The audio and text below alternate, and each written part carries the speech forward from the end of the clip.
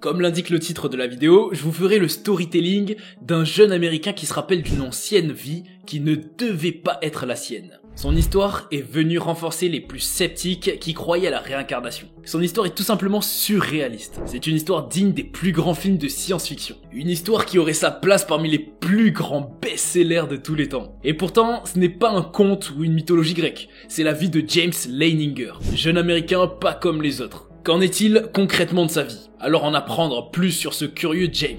Mais avant de commencer, je voudrais comme d'habitude vous soumettre à un petit quiz. Combien de personnes moururent durant la Seconde Guerre mondiale? 1. Supérieur à 50 millions. 2. Entre 10 et 20 millions.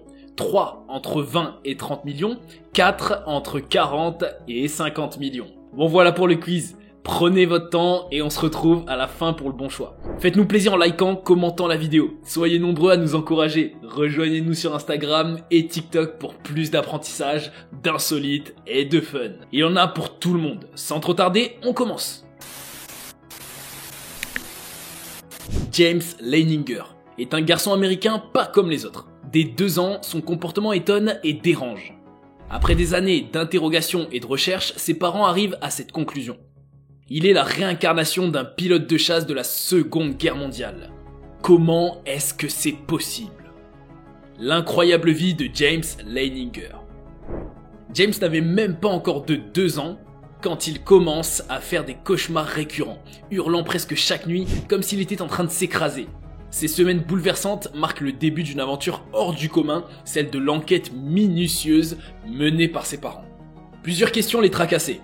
Car à cet âge, il est surprenant de hurler sans cesse « Avion en feu ! Avion en feu !» en pleine nuit. Si au départ ses parents, Bruce et Andrea, pensent qu'il ne s'agit que de simples cauchemars, au fil du temps ces hurlements se font plus précis et plus sordides. « Avion en feu ! L'avion s'écrase ! Le petit homme ne peut pas sortir !» Pourtant, comme l'indique psychologie.com, la famille Leininger menait une vie tranquille à Lafayette, petite ville du sud de la Louisiane, et les parents ne pouvaient pas expliquer ces cris, cette façon qu'a leur fils de se débattre dans son lit, comme s'il voulait sortir d'un cockpit justement. Très rapidement, tout ce qui concerne les avions devient une obsession pour le jeune garçon. James semble même connaître des détails techniques impossibles à maîtriser pour le commun des mortels. Pour ses parents, tout ceci est une énigme. Ces cauchemars se font plus fréquents et plus violents. C'est pourquoi à ses 4 ans, il décide d'emmener James voir un médecin. Mais celui-ci n'arrive pas à savoir ce qui perturbe James à ce point. Réincarnation ou coïncidence? Comment expliquer qu'un garçon de 2 ans donne des détails techniques sur un crash réellement vécu par un homme un demi-siècle plus tôt? Comment expliquer les nombreuses informations fournies par le gosse? Nom de lieu, de bateau, détails techniques d'aviation, et jusqu'au nom de plusieurs frères d'armes de ce pilote défunt. Même le médecin était abasourdi. Perplexe, il les a simplement dit que les cauchemars et terreurs nocturnes sont normaux chez les petits garçons, surtout à partir de 4 ans, car ils font partie de leur évolution et leur permettent de mieux canaliser angoisse et pulsions. Mais James a commencé très tôt, et le contenu de ses rêves est terriblement répétitif. Il leur conseille de ne pas paniquer et, en cas de crise, de le prendre dans leurs bras, de lui parler doucement pour le rassurer et de lui faire décrire les images de ses rêves, voire de les lui faire dessiner.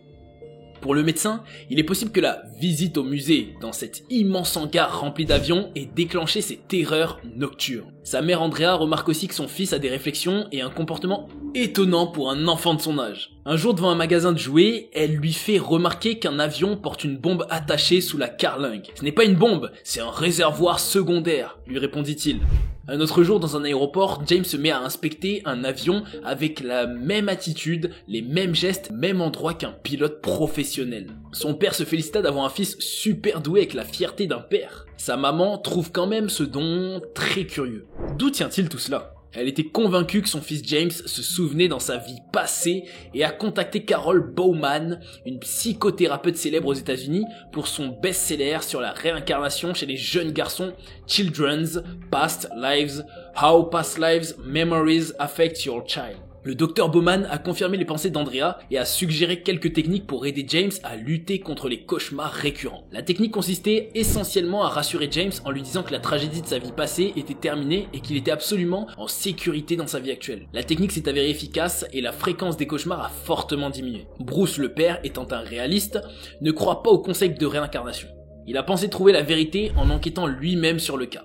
Bruce a commencé sa propre enquête basée sur les affirmations de son fils, James Leininger. Le problème prend une tournure plus étrange lors d'une nuit où la crise de panique de James se révèle alarmante. Dans les bras de ses parents, il se calme lorsque sa mère, suivant les conseils du médecin, lui demande « Qui est le petit homme qui ne peut pas sortir ?» James répondit « Moi ». Et sa mère lui demande à nouveau « Et qu'est-il arrivé à ton avion ?» Il s'est écrasé en feu. Et pourquoi s'est-il écrasé ? J'ai été abattu. Ah bon ? Lui rétorqua son père. Qui t'a abattu ? James prend un air interloqué et répond comme une évidence, les Japonais, tout en donnant une description assez détaillée des avions de chasse Nippons des années 1940. Te souviens-tu du type d'avion que le petit homme pilotait ? Un Corsair, répond James sans hésiter. Te souviens-tu de l'endroit d'où l'avion a décollé ? D'un bateau, le Natoma. Curieux mot dans la bouche de quelqu'un si jeune. Son père vérifie, des recherches plus poussées lui ont révélé que l'USS Natoma Bay était un porte-avions qui transportait des corsaires qui ont participé à une opération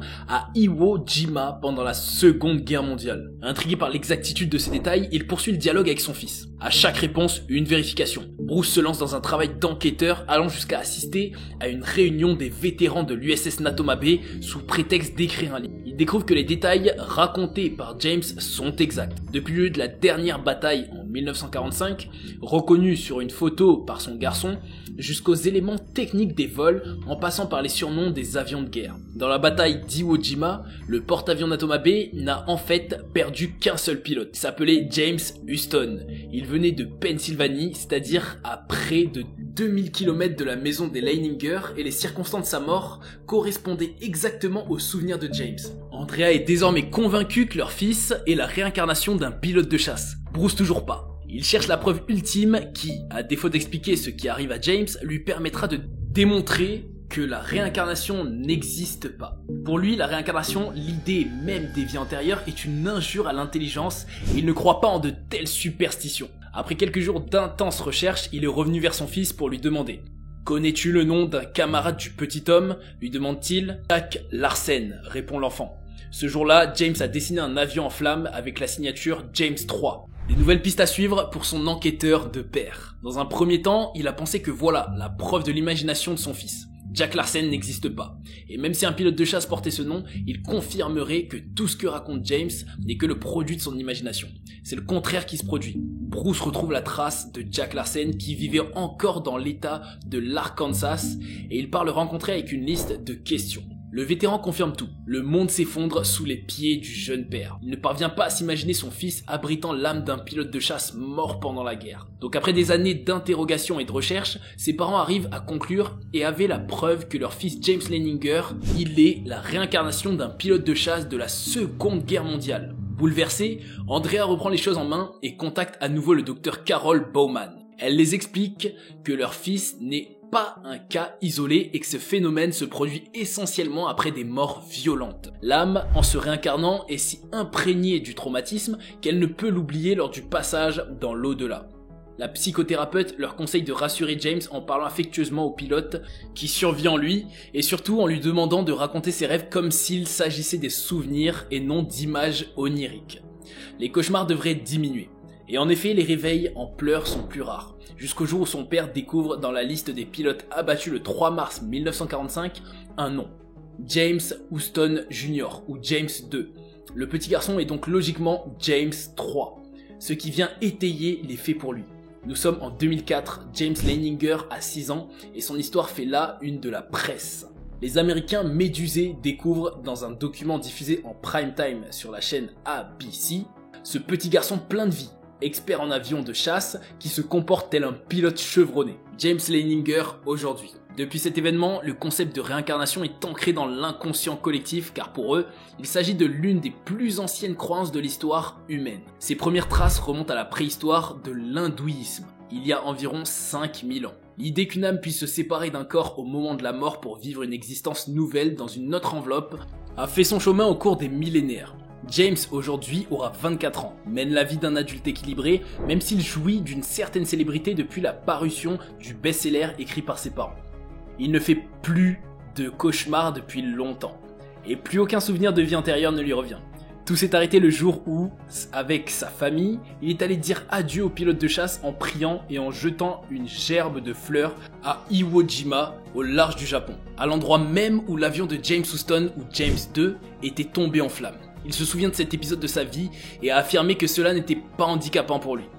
Quand on regarde la photo comparative de James Houston alias James II et James Leininger alias James III, on dénote cette ressemblance dans quelques traits de leur visage et des quelques autres ressemblances frappantes. Je suis curieux de savoir ce que vous en pensez. Donnez vos avis sur la réincarnation dans les commentaires. Mais avant de vous laisser, comme promis, on doit voir ensemble quelle est la bonne réponse pour le petit quiz du départ. Combien de personnes moururent durant la Seconde Guerre mondiale? Eh bien, la bonne réponse est l'option 1. Entre supérieur à 50 millions. Au total, ce sont plus de 60 millions de personnes qui ont été tuées, civiles comme militaires. La Seconde Guerre mondiale a été le conflit militaire le plus meurtrier de toute l'histoire. D'ailleurs, dites-nous si une vidéo sur la Seconde Guerre mondiale vous intéresse. A très bientôt pour une nouvelle vidéo avec vous.